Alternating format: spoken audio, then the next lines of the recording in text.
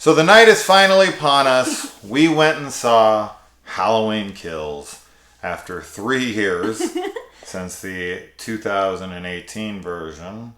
We got the anticipated follow-up. Now, if you've followed my channel for a while and you saw my review of the 2018 version, I had my criticisms, to say the least.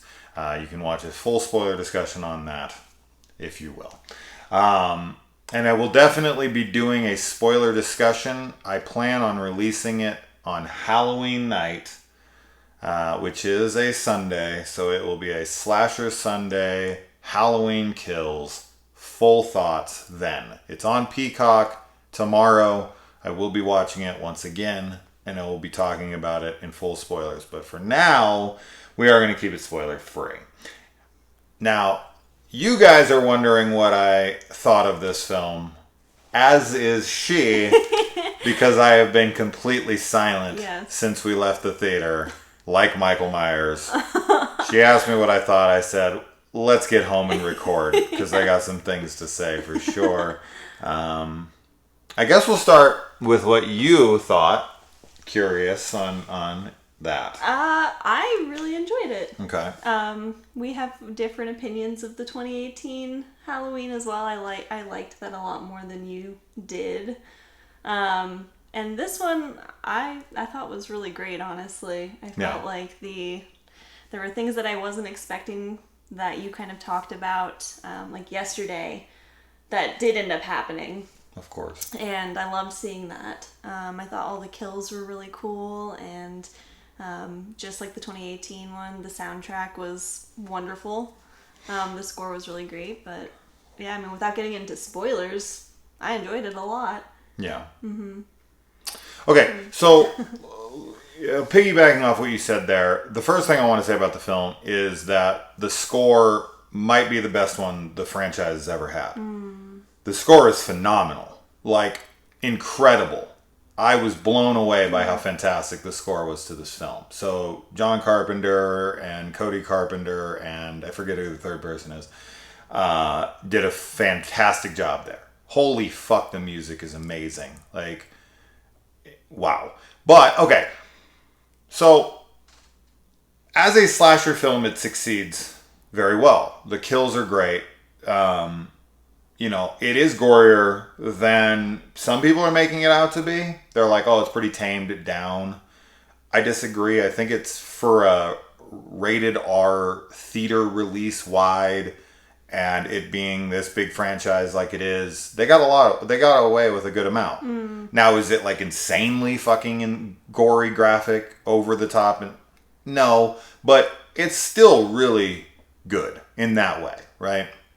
So the kills are there, and this is Halloween Kills. Like, this is the entry of this movie that is gonna up the body count the most. I have a feeling this will be the most kills we'll see in this franchise, and I don't know what the body count is, but it's high. It's really high. It's definitely high. The problem with the movie is the dialogue and how it's delivered. It is hokey as fuck. A lot. And it was really taking me out of the film a good amount. There's certain things that are said by characters that are so fucking forced. So I blame the writing for this, because there's just some things in there that are like, whoa, like let's bring it down a notch here. But there are cool surprises. Almost every one of them was ruined for me, either by watching the trailer or watching spoiler-free discussions. And then the only surprise left, as far as like, you know, people you wouldn't expect to see in it, characters from the past or anything else, was ruined for me, I suppose. I guess not ruined, because it was a surprise at least. Is in the opening credits, you see their name, and I was like, oh shit, they're in this? So I would have liked to have seen them in the film as opposed to in the opening credits, because they're not really in it all that much. So I feel like the opening credits and them being in it is just ceremonial. Yeah. Hey, you're part of the franchise. We're going to put you in the opening credits. I would have liked to have seen this person, on screen and make that realization. Like, holy shit, that's who that is. Now, I don't know what to consider a spoiler here. Because I know there is a lot of talk about this. I guess all I'll say on the matter is that there was a flashback. That's it. Yeah. And I feel like this I really enjoyed a lot. This, like the rest of the film, is not without its cringy dialogue and delivery. That is just laced throughout this film. There are some really poor performances in this movie from some people. And, man, that's the biggest gripe for sure with me. Okay. Because I already knew what to expect from this film. You know exactly what to expect from this film. Michael breaks out of the fucking house that's burning down. A mob gets together to try to kill him. Everything's chaotic, and Michael kills a bunch of people while, Laurie's in the hospital. There's nothing really more, as far as spoiler discussions, it would be more of the finer details of things, but that's the film. Yeah. For the most part, it's just Michael walking around fucking Haddonfield killing people as there's a mob after him. Yeah. And that's the entire movie right there. Go ahead. Well, it's interesting that you said that about the dialogue, because I can agree. I found it, but halfway through was when I started to actually notice it. And sure, it gets worse there. Right, because the drama peaks and it's super dramatic, and I feel like maybe when we rewatch it, I'll have to kind of pay more attention, because I was a little starstruck in the beginning for sure, but I think that the delivery of the lines, like I said, it's meant to be dramatic. There's intense moments that are happening, and they're trying to kind of amplify everything. And I don't know, I definitely want to see the film again and get a better feel for it, to kind of make a better judgment on that. The amount of times people say evil dies tonight, that's and the way that it's said and the way it's delivered by everybody is just fuck, I get it. It's inserted in really weird places that don't flow. This film doesn't feel natural at all. The original film, while some people might be like, oh, well, the acting in the original and stuff is not that amazing, and, this isn't some fucking Academy Award winning film, especially for, its dialogue or its script or any of that stuff. And while I can agree to a degree when it comes to that the script is basic, that the acting isn't phenomenal, but it feels authentic, right? Yeah. Like Laurie and Annie and Linda and all that stuff. That film feels real to me when I'm watching it. This does not. This feels very forced in a lot of the dialogue. And so that's an issue. But I went to see Michael murder a bunch of people. That I got, right? So in that regard, I feel the film is successful. The film is often trying to be funny.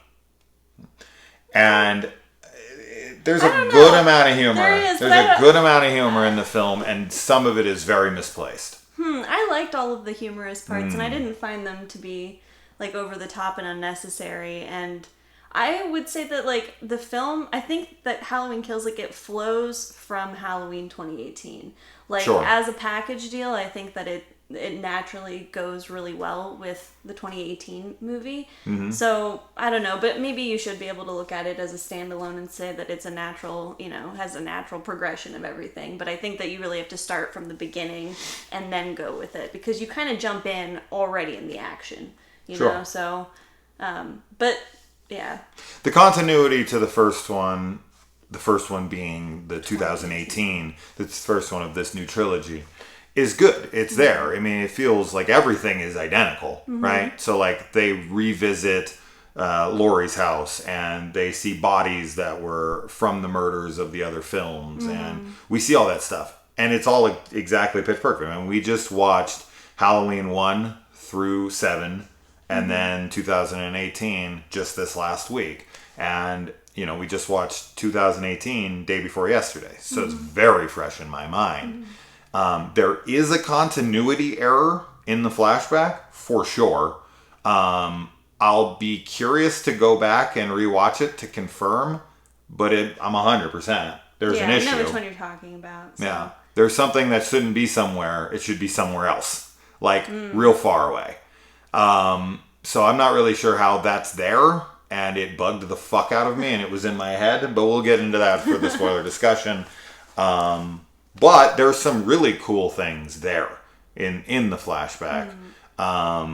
And, seeing what we see there, it looks fantastic. And I really liked seeing all that stuff. So yes. Add to the lore, add to it. Now, there's also another thing here that was really interesting to me. There's actually footage in this movie from part 2, which I guess technically it doesn't make 2 canon, obviously, right? But it does make part of 2 canon. So at what point is 2 canon? So they just took a clip from 2 and they showed it, and I'm like, wait, 2 doesn't exist in this world. But now I guess part of 2 does? So that was interesting. Yeah. I get what they're going for, because it, out of context, it doesn't make 2 happen. Right. It's just showing a specific thing for a character that is added into this, which is fine. But it was just jarring when I saw a scene from it. I was like, oh, okay, so part of 2 is now canon to this new timeline that we're in, the 4th timeline now that we're in. But yeah, so it's a film that I probably feel, where would I compare it to with the 2018 version? I like this one better. Because at the end of the day, what I really want to see in a Halloween film, in a Michael Myers film, is I want to see Michael Myers being Michael Myers. Yes. I want to see him murder a lot of people.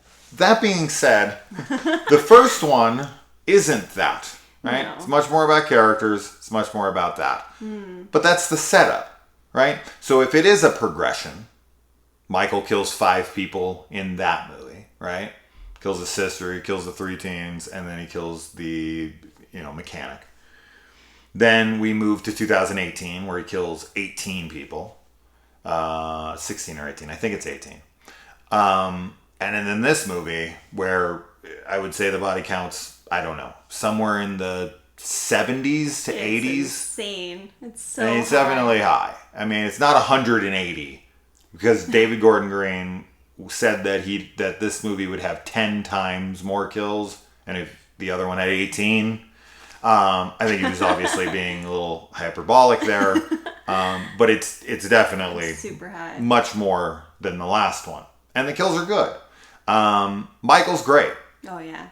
Michael's what Michael needs to be, and the main 3, the Strode family. Is great, right? I don't have any issues with them. I think all of their lines, some of their lines aren't the best, but I still think they deliver them well. And seeing the dude from Midnight Mass in here as Lonnie Elam was cool, because we loved him so much in Midnight Mass that seeing him here was exciting. And I think he's good. And I do think that the flashback isn't there for just pure fan service.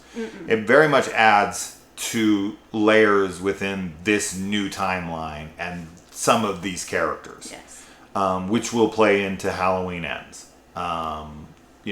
Spoilers, Michael doesn't die. Does he ever die? And we'll get another one, as you all know. Halloween Ends will hopefully be out next year, unless we have another pandemic. And then that'll be in 3 fucking years. Who knows? But yeah, I think Allison and Laurie. Now, I think some people might think that this is going to be like Laurie's movie. No, that'll be the next one, right? This is very much like Michael versus Haddonfield. Yes. And the main characters of the last movie are kind of sidelined through the film, which I'm fine with. Me too. I don't have a problem with that. I just wish that the characters we did get weren't so fucking silly. There's some silliness, man. And it's not... It's hard to talk about it without going into spoilers because, like, I don't know. I like the Michael versus Haddonfield. I like seeing the town's reaction to him. And I don't know. But the rallying the troops dialogue, the way he goes and grabs people all talking and how they're yelling and what they're saying, it's fucking forced. There are times when it's forced, for sure. Yeah. For sure. But I don't know. It definitely didn't detract for me from the film because I was kind of looking at it like, you know, everybody's in hysterics. Sure. So people aren't really, you know, going to be speaking, I guess, in a way that's not even just rational, but like normal is kind of what I was looking at it as. Like people are crazy. They're very crazy. Some people can be, sure. Yeah. And mass hysteria creates panic, and panic creates crazy decisions. Sure.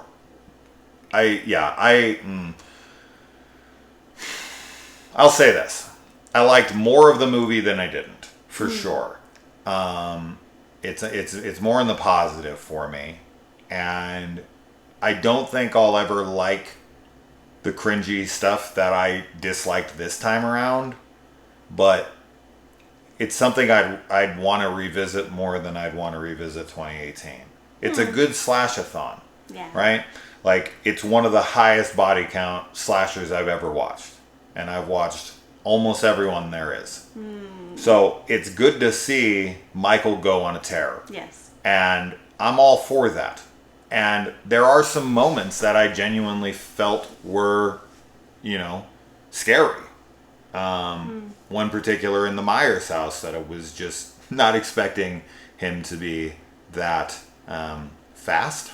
But it actually, as close as I get to startled, I got there with that one. Because somebody like walked next to me right when it happened and said something to like, they were like in the row, like trying to walk to their seats.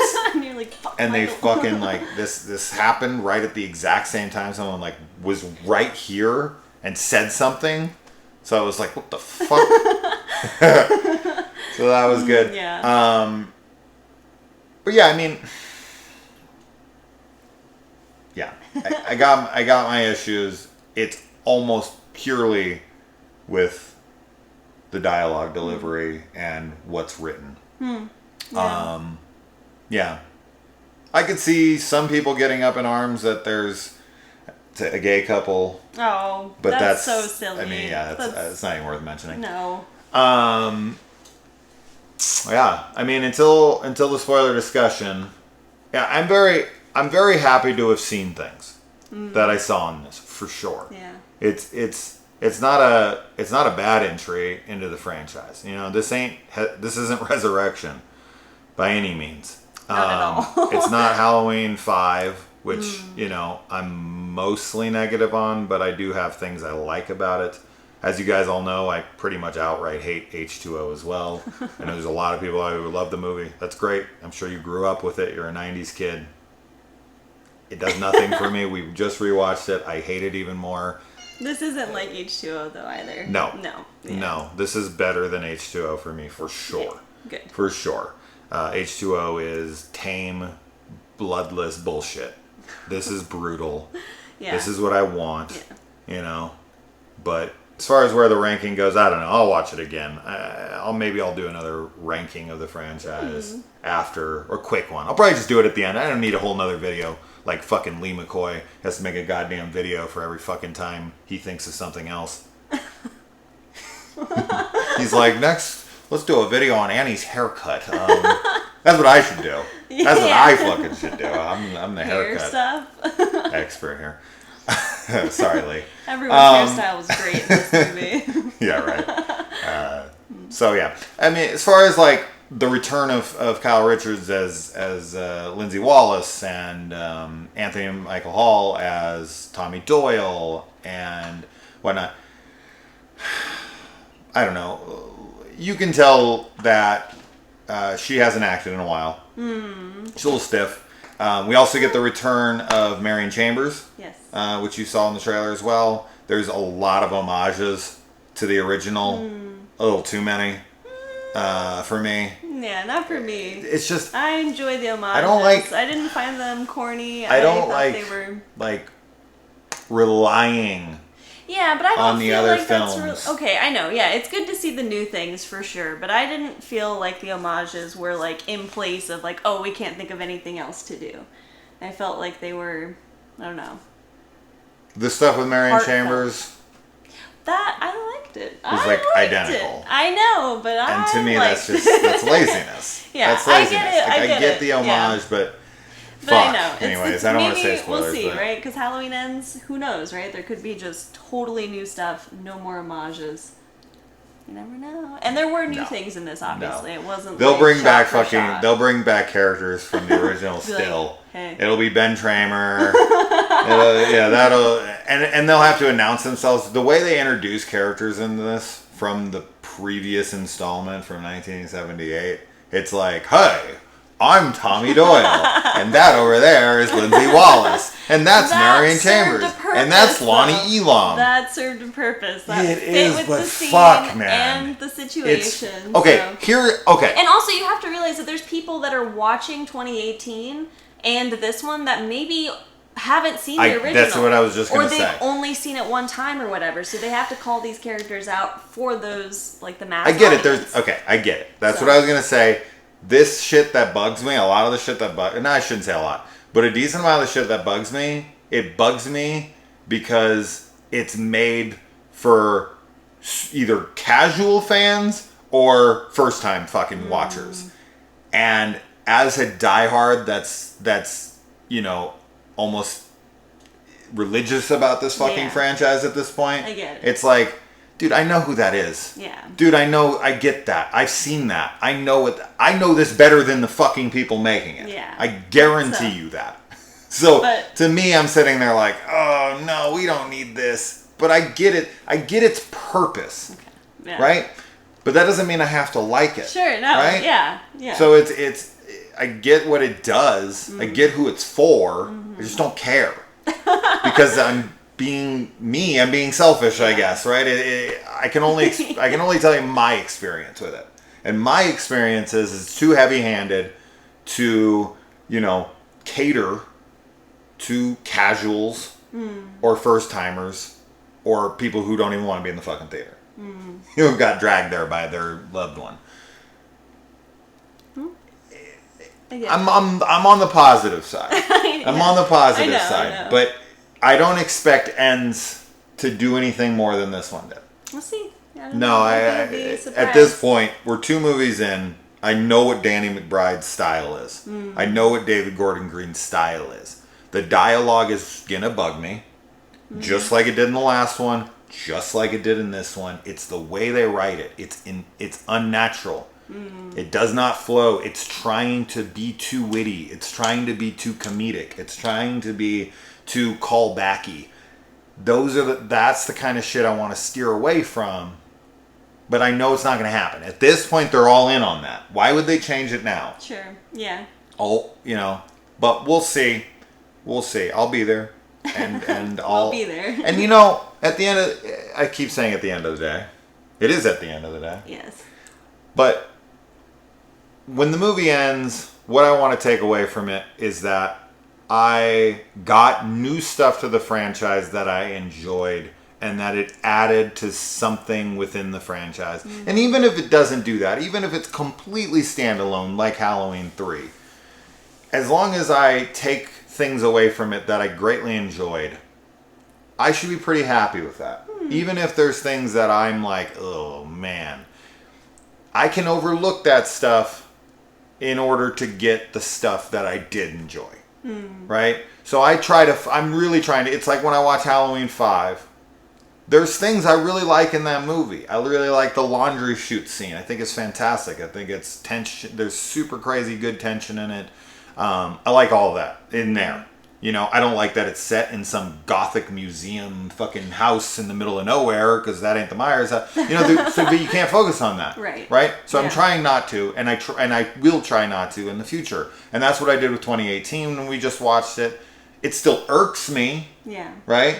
Yeah. And then I watch something like H2O or Resurrection, and it's like, I genuinely don't like anything in this movie. Yeah. So when I walk away from a movie like that, I'm like, failure across the board. But I walk away from a movie like this, and I'm like, it was more successful than it wasn't, and I should be thankful for that. I shouldn't, you know, do I want a perfect movie that I think is fucking the greatest thing in the franchise? Of course, why not? Yeah. But I shouldn't let my greed for that get the best of me and be like, well, it wasn't perfect and it wasn't everything I wanted, so fuck this movie. That's not the way to be. Yeah. You should take what you liked and forgive the rest, if you can. And I do. Good. Yeah. Yeah. And we'll watch it again this month. Mm-hmm. And I'm going to take notes. I got a lot of shit to say about the homages. I got a lot of shit to say about continuity of the first film. I got a lot of shit to say, period. And, but definitely go see it. Yes. If not, watch it on Peacock. It is going to be streaming there tomorrow or tonight. Well, maybe tonight. Somebody asked online, and they said that they didn't have a time that it was going to drop. So who knows what time it'll drop tonight. Maybe it's on there now. I highly doubt it. They said specifically it'll be on there on the 15th. So what the fuck that means, we do not know. I don't need to go watch it again tonight. We're going to go finish The Medium that's currently streaming on Shudder, which is great so far. So hopefully we have a real positive review to give on that here in the next hour or two. But yeah, anything more to say? No, definitely go see it. And yeah, I mean, the more that we talk about it and the more I think about it, I'm really, really loving it. So I want to rewatch it for sure. And, good. I'm glad you're higher on it than me. And she will be getting a Michael Myers tattoo tomorrow, along with the Driller Killer from Slumber Party Massacre 2. So look forward to that in future reviews. She'll have that by the time we do the next Slasher Sunday review. So we'll be able to show that off. I already have mine though, and I've had it for fucking 20 years or some shit like that. I also have the whatever. You don't need to show my whole body off. Tattoo show off. What do you guys think about this movie? Do you agree with me? And the right one? Do you have problems with the dialogue and all the issues I had, or are you more like her, the happy idiot who just was excited to be in the theater? Oh, we do want to mention, I want to mention, we should mention, this was Kaylee's first Halloween in theaters ever. Yeah. Which is crazy to me. This is I've only not seen 2 Halloween movies in theaters, and that was part 2 and part 3. And I saw Halloween 4 up till this one opening day. Yeah. Well. So that's how old I am. And I saw the part 1 in a re-release a few years back. I've actually seen Halloween 1 in theaters a few times. But yeah. And one time I saw it, they fucked the reels up and they played parts out of order. Oh no. So Bob died and then he was back. You're like... And people who hadn't seen the movie were like, what the fuck, isn't that guy dead? Oh no. I was laughing pretty hard. It was someone's private collection, and they brought it to this little theater in Tempe, and they played it out of sequence, and it was really funny. That's funny. Yeah. So, anyways. First Halloween in theaters. Go see it. Yes. Watch it on Peacock. However you want to watch it, watch it. We'll talk about it. It's a Halloween movie. We're going to be talking about it for years to come.